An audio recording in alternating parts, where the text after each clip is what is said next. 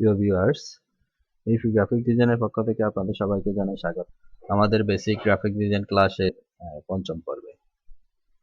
আশা করি সবাই ভালো আছেন। গত পর্বে আমরা সব দেখেছিলাম adobe illustrator প্রোগ্রামের অবজেক্ট মেনু নিয়ে আলোচনা করেছিলাম। আজকে আমরা আলোচনা করব adobe illustrator প্রোগ্রামের টাইপ মেনু বার নিয়ে। সর্বপ্রথম আমরা adobe illustrator প্রোগ্রামটি ওপেন করব। ওপেন করার পর এরকম একটা ইন্টারফেস আসবে। ইন্টারফেসে আসার পর আমরা যদি টাইপ মেনুতে ক্লিক করি, তার আইকনগুলো শো করবে। সর্বপ্রথম এখানে ফন্ট আছে, ফন্টে ক্লিক করার পর এখানে আমার উইন্ডোজের সিস্টেমে যে ডিজাইন করার জন্য যে ফন্টগুলো রাখা আছে সেই ফন্টগুলো আমার এখানে শো করবে। এখান থেকে আমি যে কোনো একটা ফন্ট সিলেক্ট করতে পারি, সিলেক্ট করে কাজ করতে পারবো। এই ফন্টটা সিলেক্ট করলাম, সিলেক্ট করার পরে এখান থেকে আমি টাইপ টুলসটা নিলাম, এখানে ক্লিক করলাম, ক্লিক করার পরে এখন এটাকে আমি পরিবর্তন করুন আর একটি ফন্ট দেব। আবার টাইপে যাব, টাইপ থেকে ফন্ট থেকে এখান থেকে আমি এই ফন্ট দিলাম। এখানে বোল্ড, ইটালি, রেগুলার আছে, যে কোনো একটা সিলেক্ট করে দেওয়ার পর এটা হয়ে যাবে। তারপরে দেখবো আমরা রিসেন্ট ফন্ট মানে আজকের দিনে আমরা কি কি ফন্ট ব্যবহার করেছি সেই ফন্টগুলো এখানে শো করবে। এখান থেকে সিলেক্ট করে আমি যে কোনো ফন্ট ব্যবহার করতে পারবো। যেমন এটা দেওয়ার পরে এটা হয়ে যাবে রিসেন্ট ফন্ট, এটা দেওয়ার পরে আবার এটা হয়ে যাবে। তারপরে দেখবো আমরা সাইজের কাজ, কিভাবে ফন্ট মানে এটা ফন্ট ছোট বড় করতে হয়। এই ফন্টটা আছে হলো 60 থেকে আমরা যদি এখানে 11 পয়েন্টে দিই এটা ছোট হয়ে যাবে। আবার টাইপে যাব, টাইপ থেকে সাইজ থেকে আমরা যদি আবার 72 দিই এটা আবার বড় হয়ে যাবে। আচ্ছা, এরপরে আছে হলো গ্ল্যাপসের কাজ হলো আমরা গ্ল্যাপসের কাজ দেখবো। গ্ল্যাপসে ক্লিক করার পরে এরকম একটা উইন্ডোজ আসবে। উইন্ডোজ আসার পর এখানে আমরা এই ডিজাইনগুলো লেবেল কিংবা বিভিন্ন অন্যান্য কাজের ক্ষেত্রে এই সিম্বলগুলো আমাদেরকে ব্যবহার করতে হয়। যেমন এর উপরে এখানে দুইটা ফোঁটা আছে, এরকম একটা ফোঁটা আছে, এটা এখানে ক্লিক করার পর এখানে চলে যাবে। তার আগে আমাদেরকে এখানে টাইপটা সিলেক্ট করে এখানে ডাবল ক্লিক করার পর এখানে যখন ক্লিক করবো তখন এখানে চলে যাবে। ঠিক আছে, যেটা আমাদেরকে দরকার হবে এখান থেকে আমরা ক্লিক করার পর এটা আমরা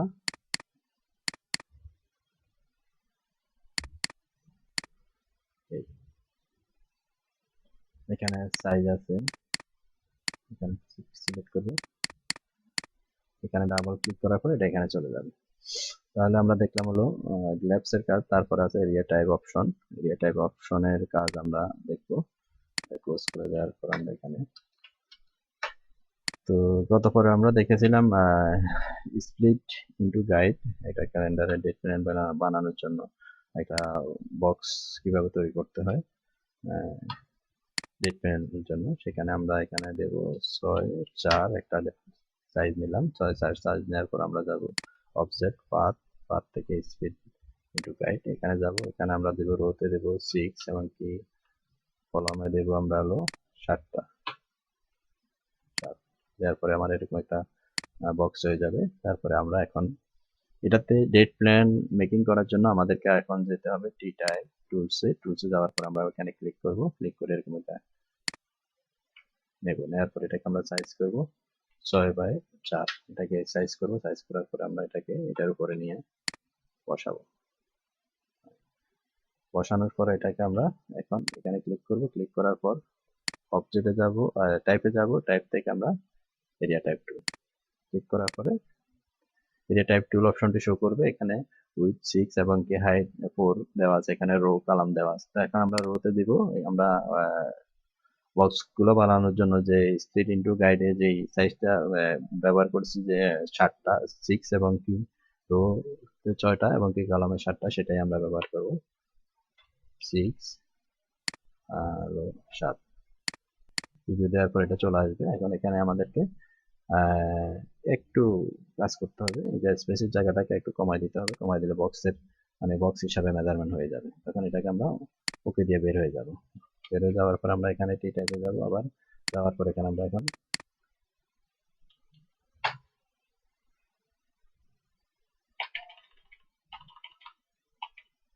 এই যে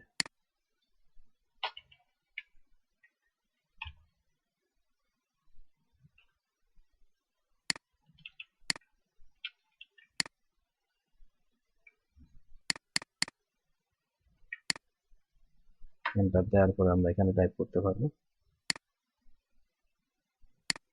সাইজটা আমরা 25 করে দেবো।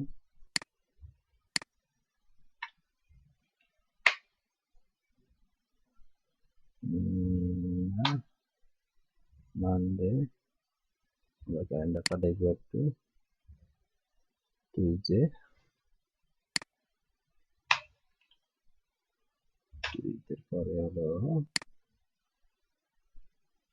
Thursday, Friday, Saturday, Wednesday, Thursday. WT RS, WTRS।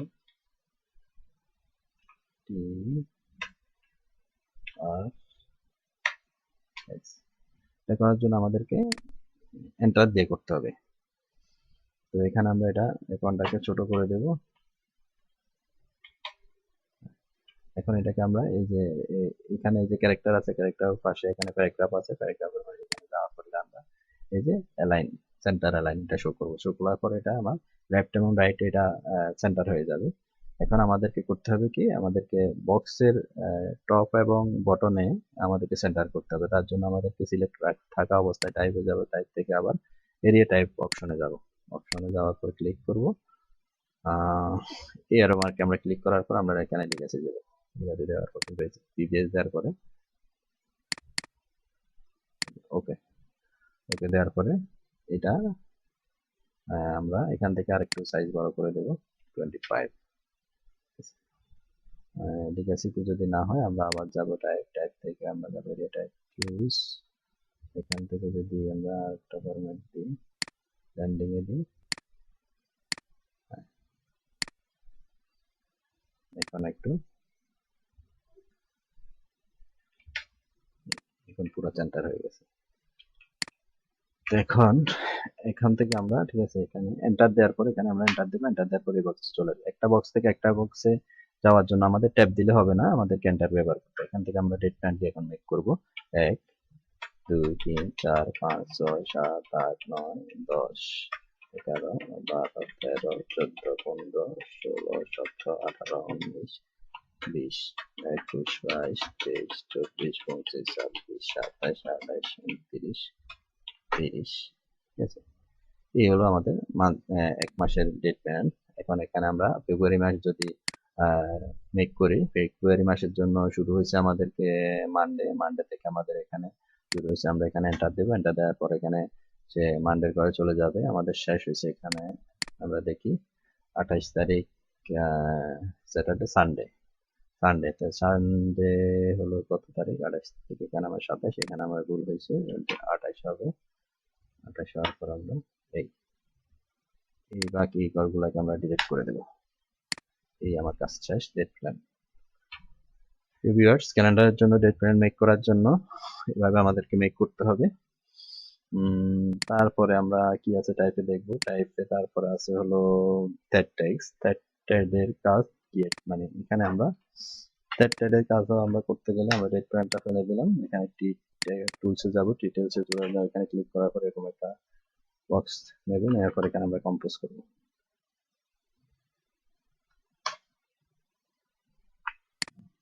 এটাকে আমরা কপি করে পেস্ট করব। এখানে একটা লাল চিহ্ন দেখা যাচ্ছে, তার মানে হলো এখানে নিচের দিকে অনেকগুলা আমার টাইপ আছে। এখানে এগুলো ম্যাগাজিনের ক্ষেত্রে ব্যবহার হয় এটা। তো এটাকে আমরা এখানে আমি আরো একটা ঠিক আছে কলম করবো, একটা বা দুইটা কলম করব।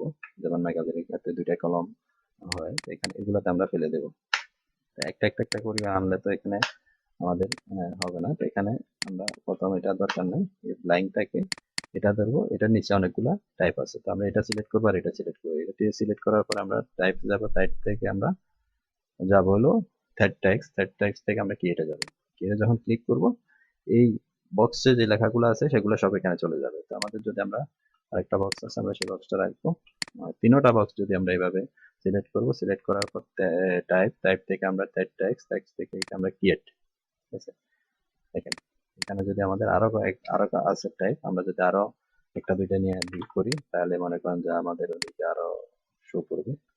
আমরা সবগুলো ট্যাক্স আমরা একসাথে ধরবো, ধরে ট্যাক্স থেকে ক্রিয়েট, ওকে, এই পর্যন্ত আমাদের এই পর্যন্ত আমরা এটা ফালাই দেব, আমাদের দরকার নেই। আচ্ছা, এটা ফালাইতে গেলে আচ্ছা থাক, এখন সমস্যা নেই। এই আমরা যদি এখন এদিক থেকে কমাই, এখান থেকে যদি আমরা এদিক থেকে কমাইলে সে এদিক থেকে কমে যাবে, আমরা মাঝখান থেকে কমাইলে সে এখান থেকে কমে যাবে। এটার কাজ হলো যে ম্যাগাজিনে আমরা যে কারেকশন করি বা যে কোনো কিছু করতে থাকলে আমরা যদি আলাদা আলাদা করি, তাহলে একটা থেকে একটা আমরা যদি এটাকে আনলিঙ্ক করি, এখন আবার এটাকে লিঙ্ক বলি, এটাকে আমরা ধরবো, ধরার পরে টাইপে যাব, টাইপ থেকে টেক্সট থেকে আমরা এই যে রিমুভ এটা করে দিই। এখন যদি আমরা এখান থেকে যদি এটুকু পালাইতে যাই, এটা কোথাও কমবে না, শুধু এই বক্সের কমবে।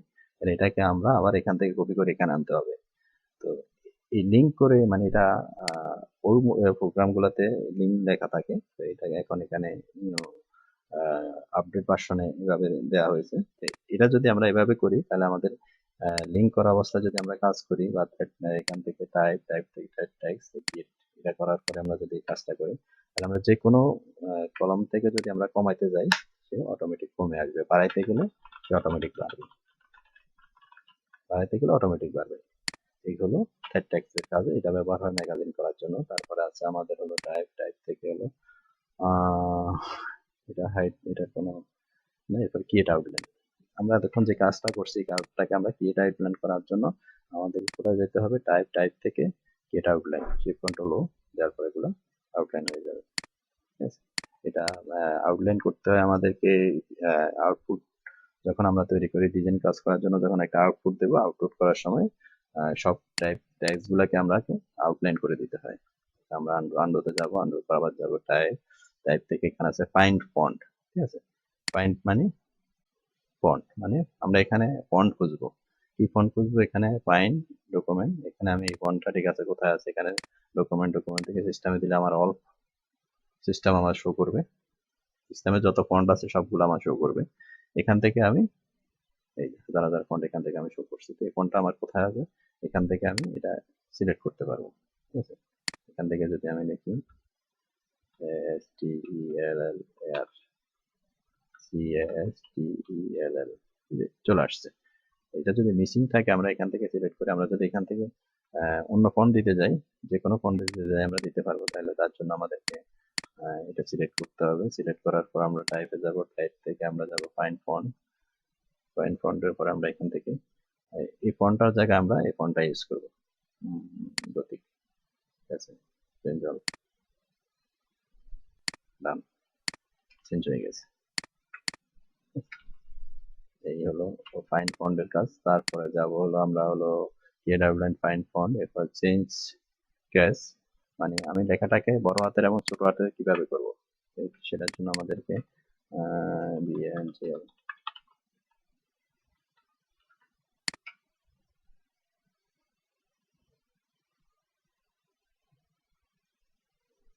অটোমেটিক লিঙ্ক করে আমরা যখন ম্যাগাজিনে কাজ করবো তখন এটা অটোমেটিক চলে যাবে। ঠিক আছে, এটাকে আমরা কপি করে এখানে ক্লিক করার পর আমরা এটা, ঠিক আছে, চলে গেছে। এখন আমরা যদি এখানে টাইপটাকে, যেমন এখানে বাংলাদেশ বড় হাতের আছে, আমরা টাইপে যাব, টাইপ থেকে যদি আমরা চেঞ্জ ক্যাশে যাই, এখানে আপার ওয়ার্ক সবগুলা বড় হাতের। তারপরে আবার যদি আমরা এখান থেকে চেঞ্জ ওয়ার্ক ক্যাশ সবগুলা ছোট হাতের, তারপরে আবার যাব চেঞ্জ ক্যাশ টাইটেল ক্যাশ, এটা হলো বড় হাতের,